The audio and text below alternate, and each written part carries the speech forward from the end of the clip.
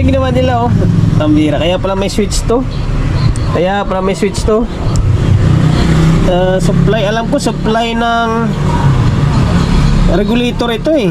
Regulator yata na 7812, 7912 ito. Tapos nirekta dito, in-inject dito sa may pin ng okay. In-inject dito sa may pin ng relay. Para siguro, kasi ayaw siguro mag-relay. Ngayon, pinag-inject niya dyan para magkaroon ng supply. In-inject siguro para mabulang, para tumunog lang palabas yung audio. Joson Jupiter Max. Okay, Joson Jupiter Max. Integrated na parang power amplifier natin kasi mataas na yung supply nito eh. Taga saan nga pala may-ari nito, Noy? Iniwan sa'yo to, di ba? Laguna ba? Anong Joson, Saturn. iniwan sa'yo to Laguna na tayo. Ganyan naman, basta ako iniwan na to dito. Ang issue, hindi ko nga rin alam eh, kasi iniwan lang dito, wala kasi ako nung iniwan to dito, andun ako sa Quiapo. And then, ito binuksan ko na agad para mas mabilis sana yung trabaho. Ito, may mga agimat or ano ba to, tawag dito. May mga palawit to. Okay, ang supply nito ay 62, ang taas pala nito. Mas mataas to sa AB737. 62, series 62 yung supply nito. Tapos 2468, meron siyang 8 capacitor na 100 volts by 8200 microfarad. Gold na gold oh. Tapos meron siyang 4 pairs. Bali 4 pairs siya. And then sinusundan ko itong linya switch. Hindi ko alam kung papunta yun sa ilalim sa power supply. Ngayon naglagay ako ng speaker and then audio. Kapag i-on mo siya, maingay. No?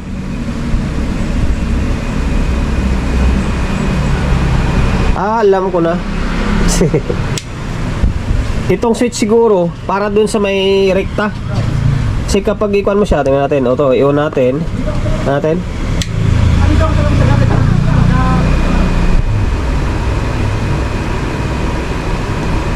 Wala, ayaw. Ayaw mag-relay, kinakabahan ako. Ayaw mag-relay. Well, tagalin muna natin to. Sukat ka tayo ng bias. Nakakabahan ako. Okay. Naman na natin Shoutout and then maraming salamat sir sa pagkakatiwala mo ng unit mo rito sa akin. Kung sino ka man. Wala kasing details eh. Tinanggal ko na. Sana yung switch. Ito. Ayan. Parang ayaw na mag-relay. Titingnan natin ito kung magre-relay siya. Wala, ayaw. Tapos dito meron siyang 0.4. Meron 0.4. Ayan okay. Good ang bias niya. Okay, mamadali kasi ako kanina. Normal yung bias. Pero nag-pick up kasi ng unit doon papuntang Samar. Okay, concert na K12 kaya hindi na wala ako saglit. Merong bias, normal yung bias niya, kabilaan. Although baka dito sa may relay section ang problema or ano. Hanapin ko muna tong bakit may kwanto, may nerves na dinagdag dito. Tanggalin ko muna yung power supply. Ito yung ginawa nila ang bira. Kaya pala may switch to. Supply, alam ko supply ng regulator ito eh. Regulator yata na 7812, 7912 ito. Tapos nirekta dito, in-inject dito sa may pin ng okay. In-inject dito sa may pin ng relay. Para siguro, kasi ayaw siguro mag-relay. Ngayon pinag-inject niya dyan para magkaroon ng supply. In-inject siguro para mabulang, para tumunog lang palabas yung audio. Ang bihira na yan. Pwede naman patinuin muna eh. Try muna natin patinuin. Baka mamaya hindi nga natin mapatino to. Balik natin to pag hindi mapatino. So yan, troubleshoot ko muna kung bakit ayaw. Tapos ko muna yung relay dito. Saan ba yung relay ko na yan? Ito, laglag. Kaya ganalas ko muna ito para masundan ko kung saan galing yung mga linya. Although nag-check talaga ako, wala. Ito, balik ko muna to ha. Wala talaga. Okay. Ulit. Narinig nyo, hindi naglagatik. Dito. Pero, kuha ko na to eh. Kuha ko na yung problema nito. Meron na ako nagawa ganito, ganun din ang nangyari eh. Ano? Wala, di ba? Wala. Ang problema niyan dito. Dito. Sa may 15, 015. 17 nga pala to. 17017 na ito, supply na to AC. Papunta yan dito sa may tone control. Tapos alam ko dito papunta rin yung sarili yan eh. Pag sukatan mo yung kapag sinukatan mo yung tone control, DC natin. Ito i-ground ko muna sa dito. Ground tapos positive to dito. Positive. Op, lang. Meron siyang 15, no? Diba? Meron 15. Tapos, balik na rin natin to. Tapos dito, dapat mayroong negative 15 to. Ang nangyari, parang wala. Oh, wala. Kababa, oh. Halos na sa 8 volts lang. Tapos, tanongin natin ulit.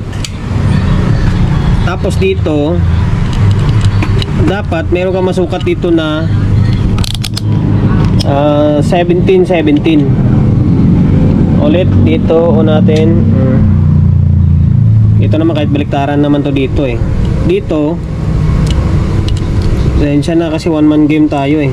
Kailangan pwesto natin, medyo mahirap. Hindi natin makawala ka pa dyan. Ito, lagyan natin ng tape dito. Meron siyang 17, di ba? Meron siyang 17. Tapos yung kapares yan, tingnan nyo kung ano mangyari. Yung kapares niya 9 lang, oh. Nasa 10 nga lang. Di ba?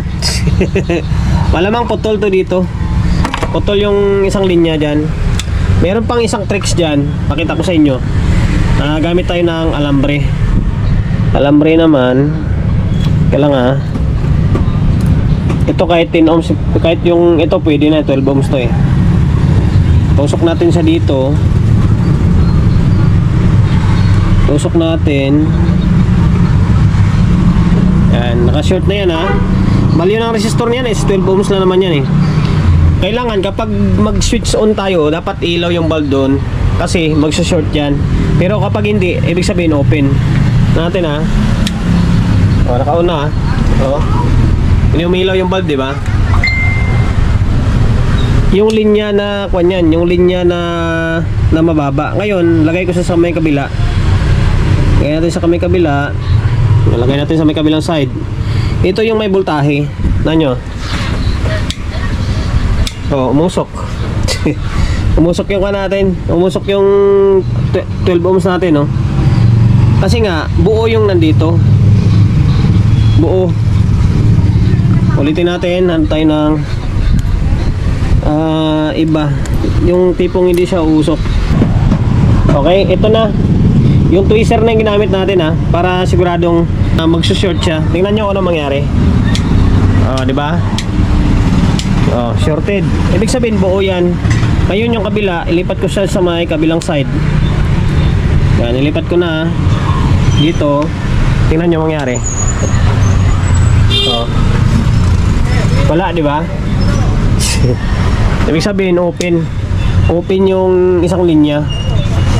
Ang gagawin natin dito, wala na ibang option kundi maglagay ng panibagong transformer yung maliit para dito. Dito lang. Kaya 15 or 17 volts. Hindi na pwede kapag binasag mo to, masisira ito kasi aluminum ito. Lalo lang lalaking problema. Ngayon, hanap ako na ibang transformer, inject na lang natin. Katulad sa ginawa namin na una. Ito rin, Joson din na Saturn yun. Nakahanap lang tayo ng transformer. Pasensya na, medyo malaki. Although mas maganda kasi mas mataas yung pirahe. Ang problema, sobra na ginayang sana ako sa transformer. Sa kwanto sa mga subwoofer, wala kasi akong medyo maliit lang. Although okay na. Wala tayong choice, wala tayong ibang pamalit. Ito. Ayan. Buti meron siyang naka ano tawag nito, center tap. Pinutol na lang natin dito, tapos dinugtong sa natin dito.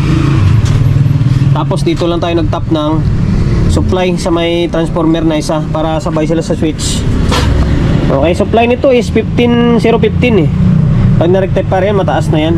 Binalik ko yung power supply, yung relay pala, hindi ko na ibalik. Although, okay lang naman, mas maganda nga hindi natin na ibalik. Kasi, para mas makita natin, o masukatan natin. Okay? Kalimutan ko. Ngayon, ito tingnan nyo.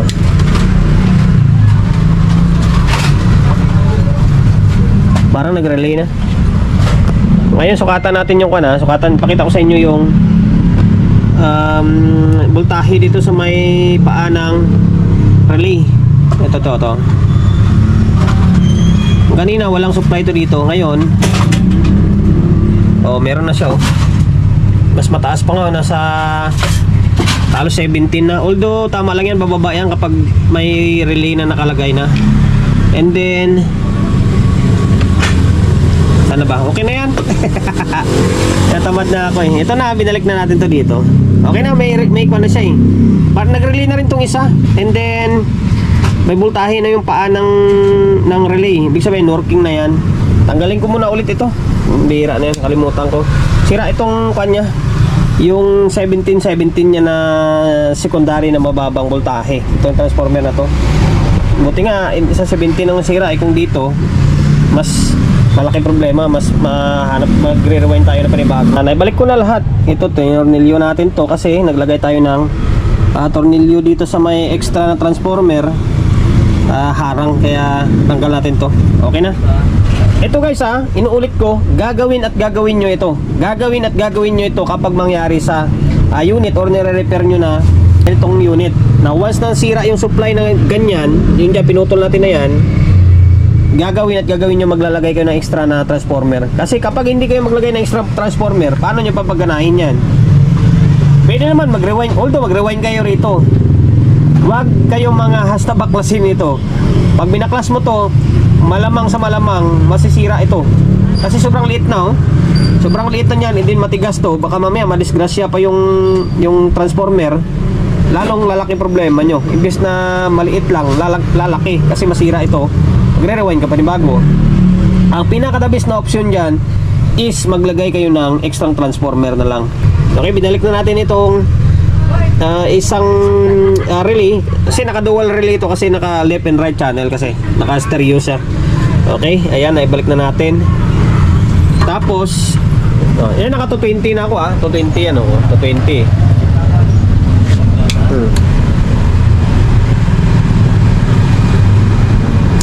Dalawang relay tumunog. Mali kanina yung top ko pala. Yung unang top ko dyan ako naglagay, wala siyang switch. Ngayon dito pala dapat binago natin. Tatali na lang natin na maayos mamaya. Okay, ulit natin. Dalawang relay ang nag-trigger ulit sa soft start. Yun, sabay dalawa.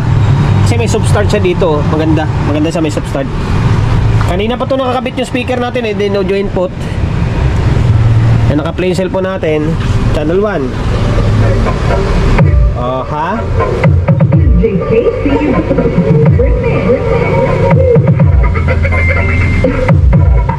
Okay, channel 1.